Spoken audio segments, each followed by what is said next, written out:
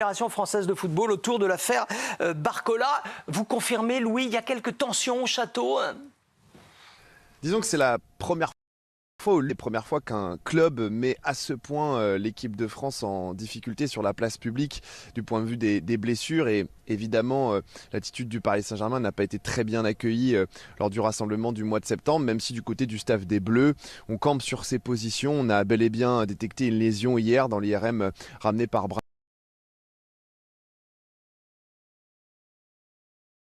Bradley Barcola et qu'on fonctionne de la même manière depuis des années. Donc évidemment qu'il y a des crispations entre l'un des principaux pourvoyeurs de joueurs, en l'occurrence le PSG, et l'équipe de France. Reste à voir si Didier Deschamps s'exprimera à nouveau sur ce sujet jeudi en conférence de presse au Parc des Princes. On espère bien, on l'attend Didier Deschamps, parce qu'on rappelle que la Fédération française de football parle de lésions chroniques à l'ischio-jambier droit suite au match contre l'Atalanta, alors que le PSG ne dit absolument pas, mais plaide le secret médical.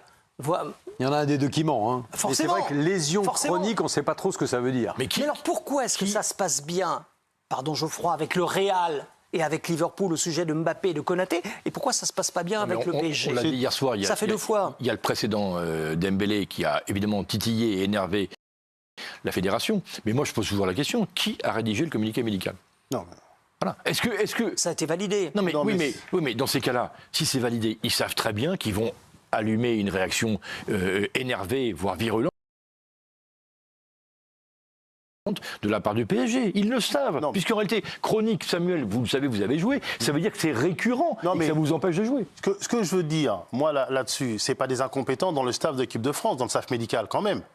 On peut au moins leur concéder ça. Moi, ce que je pense en tant que joueur, c'est quand vous avez une liaison aux ischio-jambiers, il y a des moments où vous êtes toujours fragile. Vous jouez sans être complètement rétabli. Il vous faut une plage de repos plus importante. Et je pense que c'est... Alors, les mots, on peut les contester, mais c'est ce qu'a constaté le staff de l'équipe de France. C'est que Bradley Barcola n'est pas tout à fait rétabli. Alors, ça date de quand? Peut-être que le PSG n'aurait pas dû le faire jouer contre Lille, aurait dû le laisser un petit peu au repos. Mais ce que surtout le PSG, ce qu'ils n'aiment pas, c'est qu'il y a eu le secret médical qui a été violé. Parce que maintenant, les clubs ne veulent plus qu'on parle des blessures, ne veulent plus que les gens sachent. Mais dans ce cas, la réaction du PSG est légitime. De s'étonner du secret médical, entre guillemets, violé. Oui. Ce qu'il y a de très étonnant quand même, c'est que généralement, encore une fois, ça se passe bien avec tous les autres clubs. Et Xavier Giraudot a rencontré Cyril Moine, le kiné de l'équipe de France, cet après-midi. Il lui explique comment ça se passe habituellement. Avec tous les clubs, on a des échanges qui sont permanents. Moi, je suis en contact avec tous les responsables de la performance des clubs, de la cellule performance des clubs, qui m'envoient les datas de chaque joueur qui précède le rassemblement. Donc j'ai les 15 derniers jours d'entraînement des joueurs au niveau data. Donc j'ai déjà un aperçu de la charge de travail du joueur. Et puis après, il y a la relation entre le staff médical qui va aussi donc proposer tous les examens qui peuvent aider à la prise de décision sur le fait qu'on va le garder ou pas le garder, ou s'il faut faire attention dans tel domaine. On a des prescriptions par moment, attention. Il a fait beaucoup de courses à haute intensité, soyez vigilants, voilà. Donc on a ce genre de rapport. Ce sont des rapports qui sont vraiment conviviaux et ça se fait dans un sens comme dans l'autre. C'est-à-dire on reçoit les informations, mais nous aussi, quand le joueur repart dans le club, on leur redonne les informations sur ce qu'ils ont fait ici avec la sélection, que ce soit en data, que ce soit au niveau médical, il n'y a pas de problème là-dessus. Il n'y a pas de problème, sauf avec le Paris Saint-Germain. Il y a forcément un couac dans les échanges entre le PSG et Didier Deschamps et son staff. Il y a forcément comment dire, je pense que l'histoire avant il y a un antagonisme, laisse des traces. Et pour cette histoire de Barcola, c'est pas net non plus, c'est pas très clair, mais c'est pas inventé par le staff de l'équipe de France. Ça va devenir touchy maintenant de sélectionner un joueur parisien et de le faire jouer surtout. D'autant que vous l'avez vu, quand l'équipe de France Espoir, c'est Mayolou qui ne va pas jouer parce qu'il est touché à la cuisse. Tiens, voilà. Et on rappelle que Barcola a joué 73 matchs la saison dernière, c'est peut-être pas un hasard non plus. David, vous êtes penché sur le sujet. Où en est le PSG d'ailleurs? Est-ce qu'il va récupérer tous ses blessés après la trêve? Il y a déjà une très bonne nouvelle, l'infirmière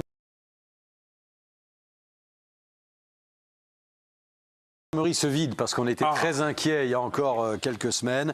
Alors déjà, Kvaratskhelia, lui, est déjà parti en sélection. C'est le seul joueur blessé de la période actuelle qui va pouvoir rejouer. Non, mais en tout cas, il a été appelé. Il n'est pas rentré sur Paris. Il est toujours en sélection.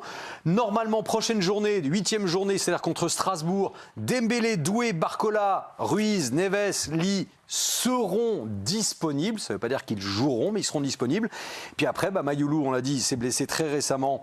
A priori, ce serait pour fin octobre son retour. Et Marquinhos, là c'est un peu flou. On dit prochaine journée, ça peut être aussi fin octobre et on évoque aussi mi-novembre.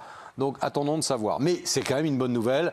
Luis Enrique va retrouver ses forces vives. Ça veut dire qu'il a bien géré son groupe et que finalement, certains critiquaient le mercato du Paris Saint-Germain avec les recrutements seulement de Chevalier et de Zabarni. Le PSG a peut-être bien fait de faire jouer ses jeunes. On verra en février. Non, mais si vous avez un centre de formation de qualité, là je vais dans votre sens, il faut leur laisser l'espoir de pouvoir jouer en équipe première. Et c'est le cas. Voilà, et avec succès. Voilà, si sur le banc vous recrutez 4-5 joueurs qui ont entre 28 et 32 ans mais qui ne vont pas être des titulaires, vous fermez la porte pour des jeunes espoirs.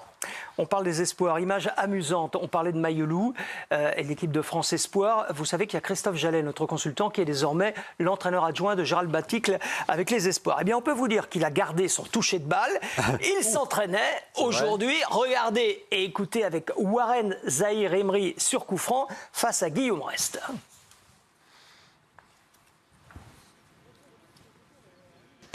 Oui, voilà, ça on aime. Tu peux rien faire. Oh, t'as fait un spécifique cette semaine ou quoi? Non. Putain. Allez, faut que je l'enfile.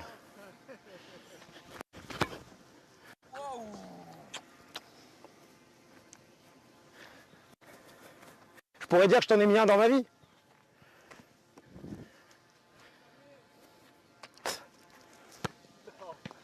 Oui, oui.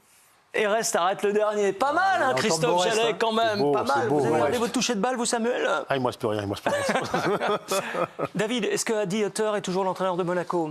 Officiellement, oui. À l'heure où on parle, oui, il l'est toujours. Mais pour l'instant, il n'y a pas grand-chose qui filtre. On sait juste qu'il y avait une sorte de shortlist et que c'est en train de se réduire. Oui, parce que l'équipe avait parlé de Terzic, mais finalement, ce sera pas lui. Et de Thiago Motta, non plus, qui a refusé. Donc, pour l'instant, il resterait Marco Rose, l'ancien de Leipzig, et puis Sergio Conceição. Mais on dit que Sergio Conceição serait attiré pour prendre la succession de Laurent Blanc, donc partir en Arabie Saoudite. Alors après, est-ce qu'il y aura une grosse surprise? Ça réfléchit. Pas impossible qu'Adi Hutter soit toujours en poste dans 10 jours. Moi, je dis, Laurent Blanc, peut-être qu'ils vont essayer de le convaincre. Pas sûr qu'ils y arrivent, mais peut-être que Laurent Blanc, après tout, il est là. Et puis moi, j'ai un petit mot, un nom qui sort, c'est Xavi. Pourquoi pas? Ça fait 1 an. Monaco a les moyens. Il y a des noms qui circulent. Mais de là à les avoir... Bon, on en parle demain dans Jour de foot. Ouais. Demain, interview exclusive demain dans Jour de foot de Corinne Diacre qui a choisi les antennes du groupe Canal pour communiquer juste après sa signature avec l'Olympique de Marseille en Première Ligue. Arkema, interview exclusive et chiffre exclusif maintenant, Geoffroy, parce que personne n'en parle. Mais on parle souvent de Kane, de Haaland et de Mbappé. Et vous êtes en train de nous dire qu'ils vont battre des records historiques, records dont personne ne parle. Allez au tableau à votre tour après Samuel, nous dire de quel record parlons-nous? D'un tsunami, Eric. Messieurs, un tsunami de buts. Incroyable. Depuis le début de saison, écoutez bien, Kane, c'est 19 buts. Haaland, 18. Mbappé, 16. Qui fait à eux 3 53 buts en 35 matchs cumulés. Dans l'histoire, j'ai regardé, ni Messi ni Ronaldo n'avaient ce total-là après aussi peu de matchs. 53 buts pour vous dire, l'année dernière en Ligue 1, Brest et Lille ont marqué 52 buts en 34 matchs. Vous imaginez, c'est considérable. 53 buts, on va le voir, c'est par exemple, voilà, hop là, je suis moins doué que Samuel, voilà, c'est 49% des buts de leur équipe. Bon, un but, Samuel, c'est monstrueux. 49%, c'est monstrueux. Donc ça veut dire qu'il se passe quelque chose de complètement fou. On parle de record.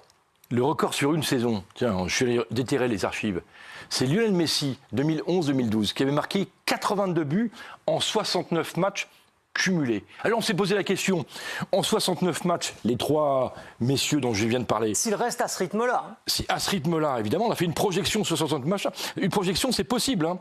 On va le rappeler, les 3 peuvent jouer 69 matchs. Si ça marche, hein, on va le savoir si ça marche. Voilà. Avec la Coupe du Monde, la Ligue des Champions... À ce rythme-là, Haaland terminerait la saison à 113 buts.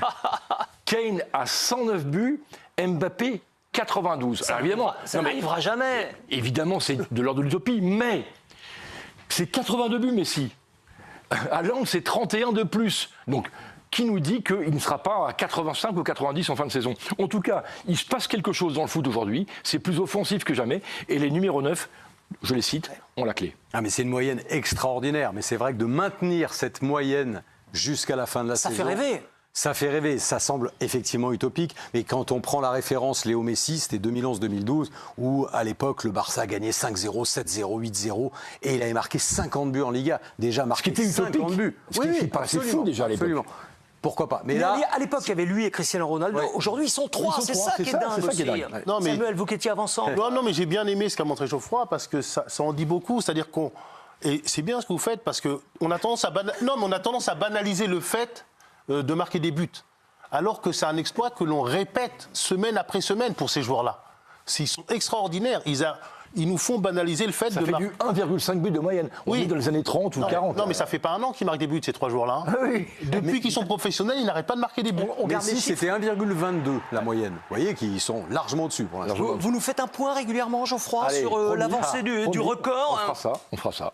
Images qui nous font plaisir. Haaland, lui, marque quasiment tous les buts de City. Oui, ça, c'est monumental. En touchant très peu de ballons. Oui, mais on a vu quand même, stade de Cédric Granel à l'appui, qui s'est soufflé un petit peu après les premières journées, après les 10 premières journées. Oui. Ça reste relatif. Hein. Pour le record, c'est embêtant quand même. Peut-être. Mais il y a ses copains Kane et Mbappé qui vont l'aider justement à le soutenir pour les matchs. Merci messieurs. On continue de parler football à 23h sur Canal Plus Foot avec le Late Football Club et un invité ce soir autour de Nicolas Touriol, Wabi Kazri. Donc 23h, Canal Plus Foot, le Late Football Club avec toute l'équipe technique de Canal réunie pour jour de foot autour de Sébastien Putkovnik et autour à l'édition de Jérôme Martin et de Manu Delaval. Passez une belle soirée.